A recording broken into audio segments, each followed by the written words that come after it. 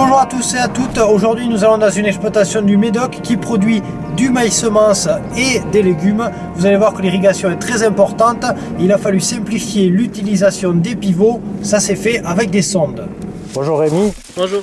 Est-ce que tu peux m'expliquer comment ça fonctionne, pourquoi vous avez choisi ce système? On est en sol sableux, c'est vraiment la gestion de l'eau qui assure le rendement et la rentabilité de l'exploitation. On voulait vraiment le suivre par des vraies mesures performantes.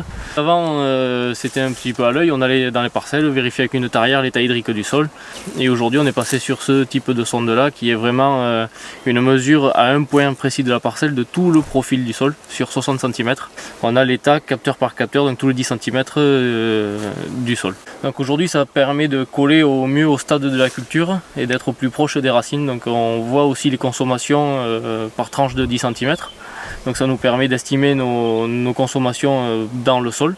Et ça nous permet de voir aussi chaque irrigation si elle marque sur les 2 ou 3 premiers capteurs ou si elle va bien jusqu'au fond. Est-ce qu'il faut humidifier le fond de but? Est-ce que c'est juste du maintien de l'humidité en surface? Donc voilà, on arrive vraiment à décomposer par tranche de sol, et c'est ce qui est vraiment intéressant. Aujourd'hui en irrigation, on arrive à être plus précis sur la dose apportée et également bien plus précis sur le moment où on l'apporte. C'est particulièrement important après une pluie ou dans des périodes où les plantes ne consomment pas à fond. Aujourd'hui on arrive à sauter un tour d'eau là où avant on l'aurait fait parce qu'on avait la capacité de le faire et on était un petit peu dans le doute quant au besoin de l'apporter. Aujourd'hui s'il ne faut pas le faire, on ne le fait pas.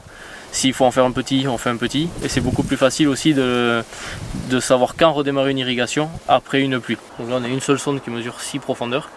Et puis après arriver la télémétrie pour pouvoir pousser les données sur un serveur informatique et l'avoir en temps réel n'importe où.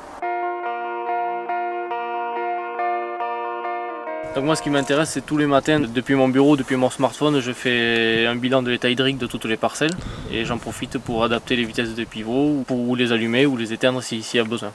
Et il y a un deuxième intérêt, c'est que suite à la télémétrie et aux données en parcelle, on a réussi à mettre en place de l'export systématisé de données qui venaient des cultures pour faire de la prévision de maladies au plus près de nos parcelles.